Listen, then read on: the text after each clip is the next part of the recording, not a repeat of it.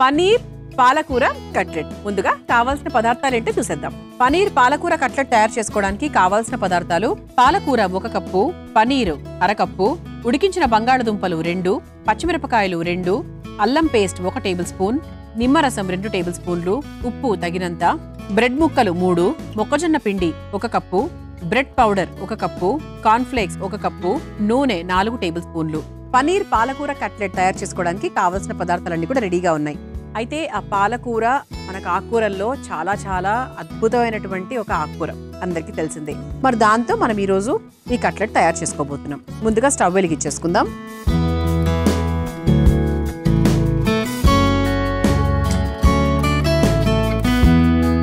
Stove వెలిగించేసుకుని 1 cup పాలకూర తీసుకున్నానండి. 1 cup పాలకూర వేసేస్తున్నాను. దీనికి సరిపడా నీళ్లు కూడా పోసేసుకుందాం. అంటే కొంచెం లైట్గా ఉడికించుకోవాలి. పాలకూర కొంచెం నాకు రంగు మారేదాకా లైట్గా ఉడికించుకోవాలి. ఒక 2 నుంచి 3 నిమిషాల వరకు. అంటే పచ్చిగా వేయలేము కాబట్టి కాస్త ఉడికించుకోవడం అంతే. అయితే ఇందులోనే మనం పచ్చిమిరపకాయలు కూడా వేసేసుకోవచ్చు.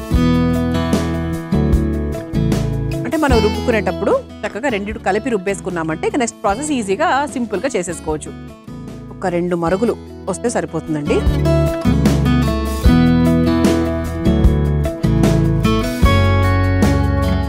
యాక్చువల్గా పాలకూరలో కొంచెం ఉప్పు కూడా వేసుకోవచ్చు, ఉప్పు లేకుండా కూడా చేసుకోవచ్చు. అంటే ఇదేమి మనం పాలక్ పనీర్ లాగా అలా చేసుకోవట్లేదు కదా. సో సింపుల్గా ఉడికిచ్చేస్తున్నాం కాబట్టి ఇప్పుడు ప్రస్తుతానికైతే ఏం వేయట్లేదు. ఒకవేళ మీరు ఏదైనా ఉప్పు యాడ్ చేసుకోవాలి అంటే కూడా యాడ్ చేసుకోవచ్చు. ఇలా చక్కగా ఉడికిపోయింది. ఇక స్టవ్ ఆఫ్ చేసేసుకోవచ్చు అండి.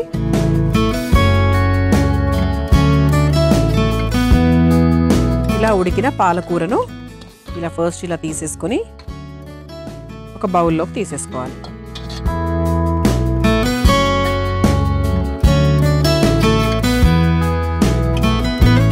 చూసారా మనం ఎంత కప్పు పాలకూర వేస్తే ఎంతలో అయిపోయిందో.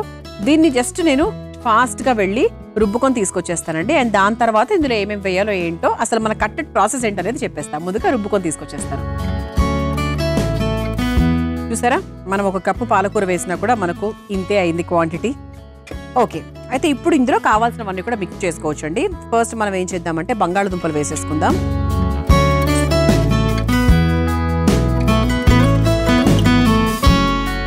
ఒకటైతే ఉంచాను, అవసరమైతే మళ్ళీ వేసుకోవచ్చు. ఆ తర్వాత అందులో కాస్త ఉప్పు, ఇంతవరకు ఉప్పు వేసుకోలేదు, ఇప్పుడే వేసుకుంటున్నాము. కాస్త ఉప్పు,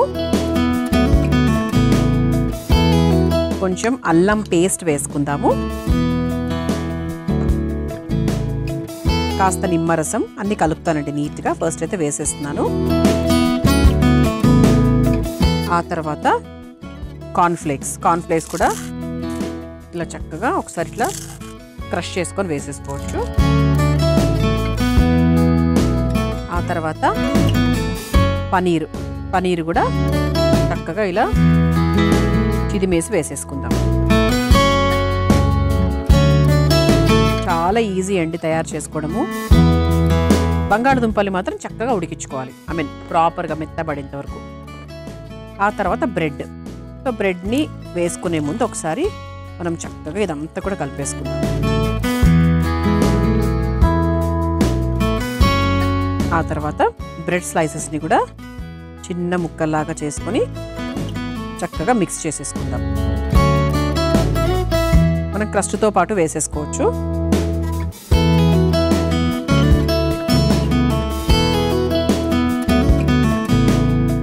ఇలా చక్కగా చిన్న ముక్కలుగా కట్ చేసుకొని వేసేసుకోవాలి. 2 అయితే వేసానండి, అవసరమైతే మళ్ళీ వేసుకోవచ్చు.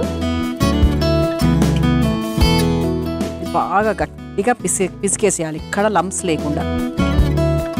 ఇక్కడ మనం బ్రెడ్ కూడా వేసుకున్నాం కదా, అందుకు. ఇప్పుడు కావాల్సినవన్నీ కూడా వేసేసుకున్నాము. ఇప్పుడు మనం ఏం చేయాలంటే తవా వెలిగించేసుకుందాం. ప్యాన్ వేడయ్యేలోపు లాస్ట్ ప్రాసెస్ ఏదైతే ఉందో అది చేసేసుకుందాం.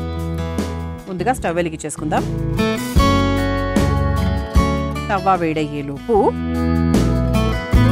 ఈ మొక్కజొన్న పిండి ఏదైతే ఉందో దాంట్లో కొంచెం నీళ్లు పోసుకుందాం. ఓకే, చాలా తక్కువ అండి, మరీ నీళ్ళగా కూడా చేసుకోకూడదు.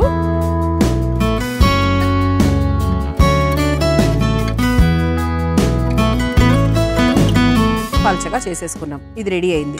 ఇటు పక్క బ్రెడ్ పౌడర్ రెడీగా ఉంది. ఇప్పుడు ఏం చేద్దామంటే చేతికి కాస్త నూనె రాసుకొని మనం తయారు చేసుకున్నటువంటి ఈ పాలకూర అలాగే బంగాళదుంప మిశ్రమాన్ని ఇలా రౌండ్గా చేసుకొని చిన్న కట్లెట్ షేప్లో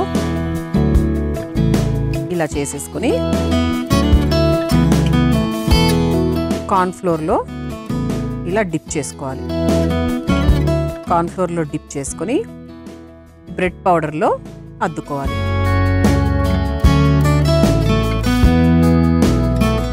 తవ్వాలో వేసేసుకోవాలి. ముందుగా తవ్వాలో కాస్త నూనె వేసేసుకుందాం. తవ్వ కూడా చాలా హీట్ అయిపోయింది కాబట్టి మనం షాలో ఫ్రై చేసుకుంటున్నాం కాబట్టి కొంచెం ఆయిల్ సరిపోతుంది.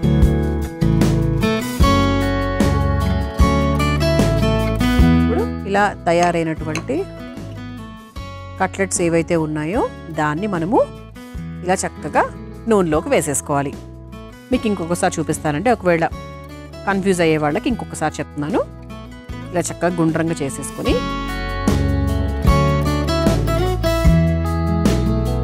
ఇది ఒకసారి కార్న్ఫ్లోర్లో డిప్ చేసేసుకొని బ్రెడ్ పౌడర్లో అద్దుకోవాలి.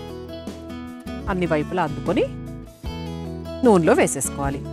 ఈ విధంగా మనకు కావాల్సిన కట్లెట్స్ తయారు చేసేసుకోవచ్చు చాలా ఈజీగా.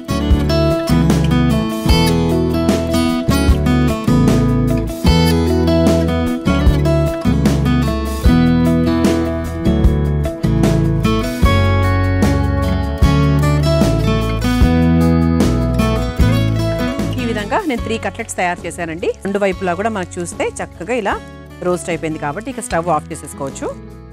మన ప్లేట్ కూడా చాలా అందంగా మన కీరా క్యారెట్తో ముస్తాబై ఉంది. ఇవి కూడా మన పనీర్ పాలకూర కట్లెట్స్ని టేస్ట్ చేస్తాయట. సో ఇక సర్వ్ చేసేసుకుందాం.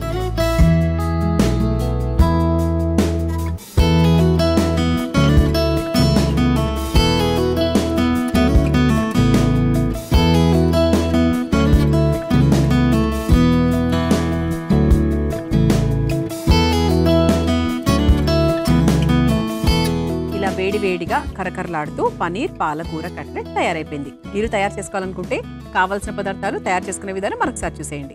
పనీర్ పాలకూర కట్లెట్ తయారు చేసుకోవడానికి కావాల్సిన పదార్థాలు: పాలకూర 1 కప్పు, పనీరు 1/2 కప్పు, ఉడికించిన బంగాళదుంపలు 2, పచ్చిమిరపకాయలు 2, అల్లం పేస్ట్ 1 టేబుల్ స్పూన్, నిమ్మరసం 2 టేబుల్ స్పూన్లు, ఉప్పు తగినంత, బ్రెడ్ ముక్కలు 3, మొక్కజొన్న పిండి 1 cup, bread powder 1 cup, cornflakes 1 cup, నూనె 4 టేబుల్ స్పూన్లు.